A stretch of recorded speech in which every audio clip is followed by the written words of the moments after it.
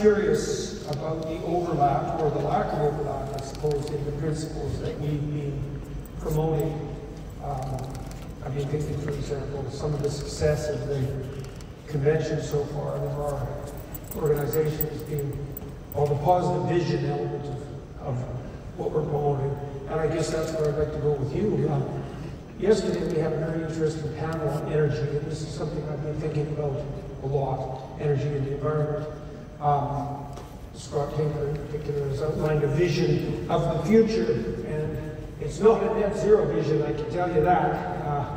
It's a vision where we cooperate to do everything we possibly can to drive the energy prices down as low as they can possibly be, using everything at our disposal, right? Nuclear, coal, gas, oil, solar, wind, whatever can compete, because the most effective way of enriching the absolutely poor and likely in serving long-term environmental needs is to make people wealthy so they can afford to care about the future, especially the developing world. And so I'm kind of wondering, you have an opportunity now, because the right is split in the UK, to really hash things out on the conservative side. This sort of thing happening in Canada, and that means that it's possible now for conservatives to push the envelope. And I'm really curious about your view on, it isn't exactly even on net zero, which I think is an appalling policy, to get that right out on the table, but more than that, it's like,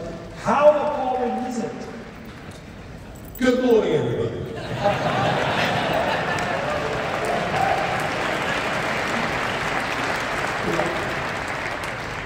Old-fashioned upbringing couldn't help it. First things first, the right is not split in this country. The Conservative Party is not on the right in any measurable way. 14 years towards the highest tax burden since 1947, 14 years that saw mass immigration, legal mass immigration on a scale hitherto never even dreamt of, 14 years that saw illegal immigration, small boats crossing the channel, and the government completely incapable of dealing with it because they couldn't face up to what membership of the European Convention on Human Rights was all about.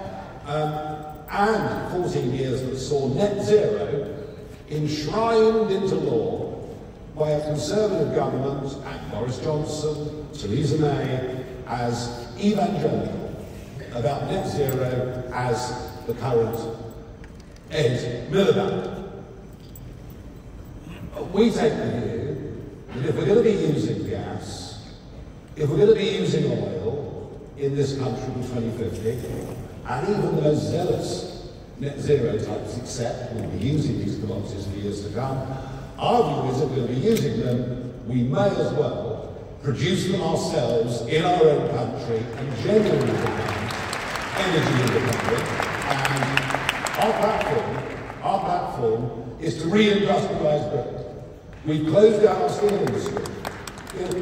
We think closing down the steel industry is good, because it means our national CO2 output is down. All that happens is the plant closes in Redcar, the plant closes in South Wales, it reopens in India under lower environmental standards, and then the steel is shipped back to us. So let's produce all the stuff we need in this country. Let's become not just energy independent, we could actually become an energy exporter. Right now, every day we import 10 to 15% of our electricity, and our industrial energy prices are between 4 and 6 times higher than America. Not only that, but everybody out there, because this hurts the poor more than anybody, we've had 20% subsidies on domestic electricity bills going on now for the best part of 2 decades. And it's a truth that no one dares tell. So look, net zero is a complete and utter disaster. If you want to have energy production that is very, very low in carbon output, there is only one way ahead. That is small, modular, nuclear reactors, dozens of more. It's the only way forward. It's the only way forward. And you know, if you look at the way the Far East produces nuclear energy, we can do it a damn sight cheaper than we've ever done it before. Okay. Well, that warms a Canadian's heart. And it's good to get warm in a convention center, and it's this chilly because of the net zero restrictions. But let me push a little bit, you know, because we have the opportunity to do that, and I think that it's time. You know, you talked about at least until 2050. And one of the things I've been discussing with my fellow Canadians, let's say, is the fact that, I mean, maybe it's time to stop our obsession with carbon altogether. And so I'm going to say something relatively radical.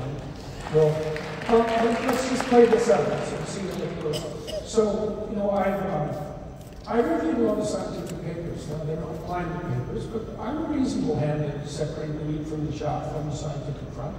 And when I look at the carbon data, there is one fact that leaps out to me in my experience with scientific data is that there's usually one or two major facts and a bunch of trivial sub-facts that more or less you can ignore. As far as I can tell, the most stunning effect of carbon, atmospheric carbon, that has been recorded scientifically is the effect of carbon on plant growth. Right. And we know this.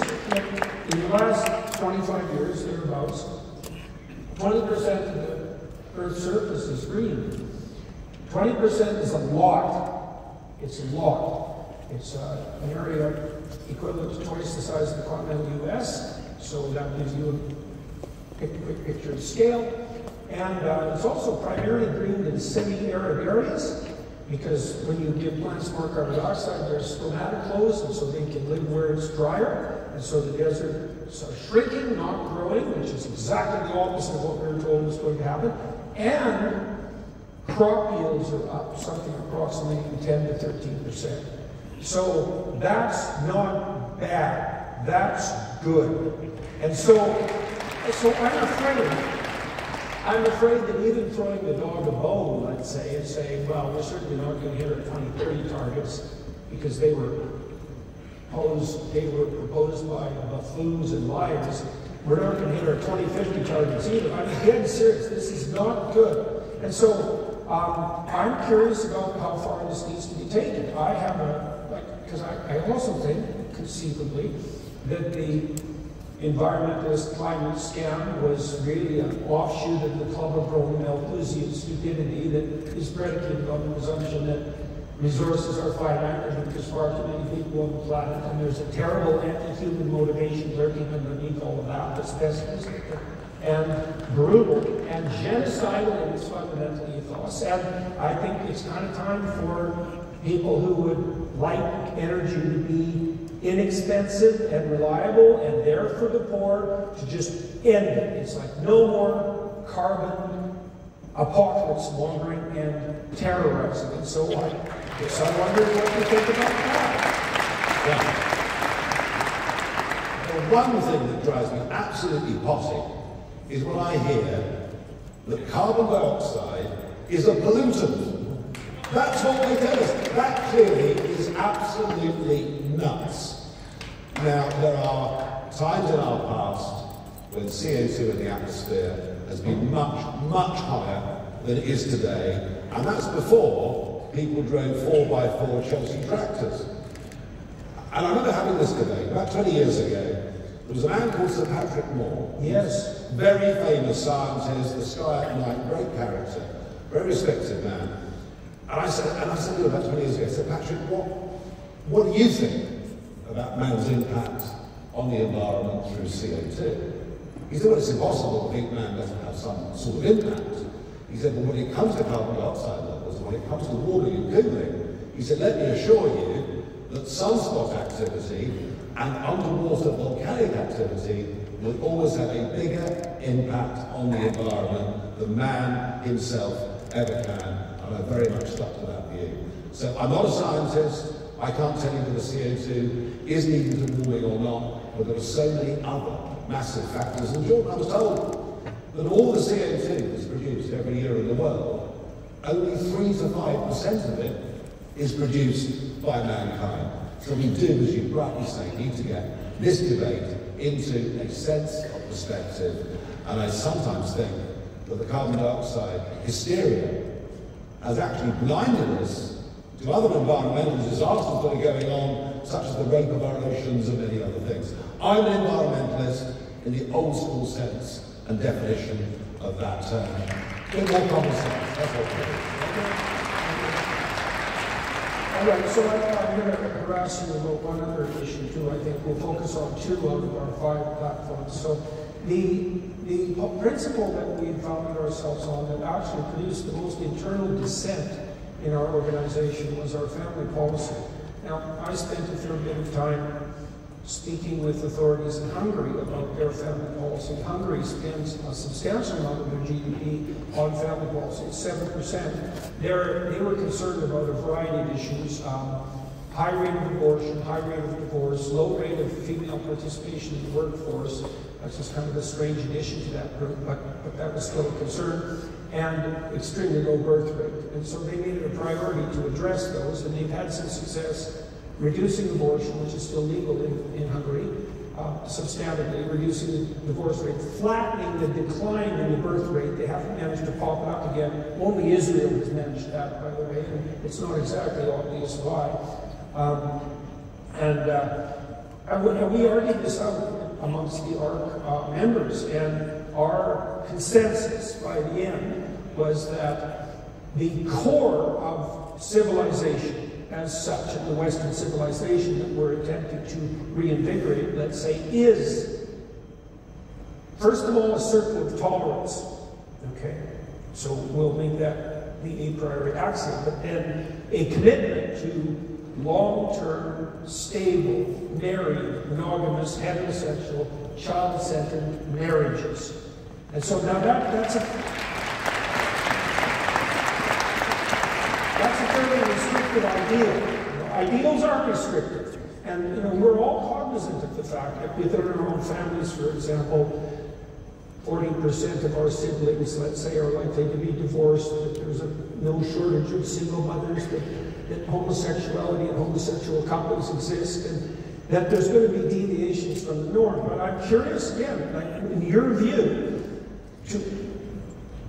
you could make the case that that stable, committed monogamy, heterosexual, child-centered monogamy, is the kind of long-term commitment to community, to sacrifice, and to future that's the fundamental unit of civilized society. And so I'm curious what you think about that. Well, I may not necessarily be the best advocate for monogamous heterosexuality or stable marriage, having been divorced twice. But do I think family matters? Jordan, on the 3rd of June last year, as I was coming into London by car to go back into politics, having left it a few years before, my ambition was to get the United Kingdom to be a self-governing, independent nation, and for many, many years, I was pretty much on my own, fighting that battle. The day we left the European Union, I thought, I've done my job. And that day, on the 3rd of June, when I was coming back, thinking, well, this really rather comfortable, lovely life I've got is about to disappear. I thought, why am I doing it? Well, I came up with 3 words: family, community, and country. They're the things that matter to me above absolutely everything. And I have tried, in typical circumstances, I've tried to make sure, with both ex-wives, that our children have as stable an upbringing, given the circumstances, as they can possibly have. I think part of this, and this is important, about who we are as a country, who the West is, we've kind of forgotten that what underpins everything is our Judeo-Christian culture. And that's where we need to start. That's where we need to start. And if we recognise that, and if we value that, then I think everything comes from that. So yes, of course family matters enormously. Of course we need higher birth rates. But we're not going to get higher birth rates in this country until we can get some sense of optimism. And we need a complete 180 shift in attitudes. We've got to start telling young kids that hard work is good, that success is good, that there are no shortcuts in life, that making money is good. And what I see is we sort of disincentivize young people, and to think that another million young people, since the start of the pandemic, are on disability benefits because they're suffering from depression, and the doctors sign them off. We need some very, very big cultural changes. We've got to get that spirit, that sense of optimism back in the country. We had it in the late 1980s. We actually had it through much of the 1990s. That's what we have to recapture. And frankly, being led as we are, I mean, God doesn't Rachel Reeves just make you want to reach for the crisis is. I mean, it's all so miserable, it's all so declinist. Frankly, the Conservatives have been no better. We need a change of attitude in Britain. If we get that right, people will become more peaceful. All right. Well, that was short and sweet, and there's obviously many other issues that we could discuss, and no doubt will, but I would like to thank you very much for coming and talking to us today, to letting me harass you about these issues. That's fine. Thank you, everybody.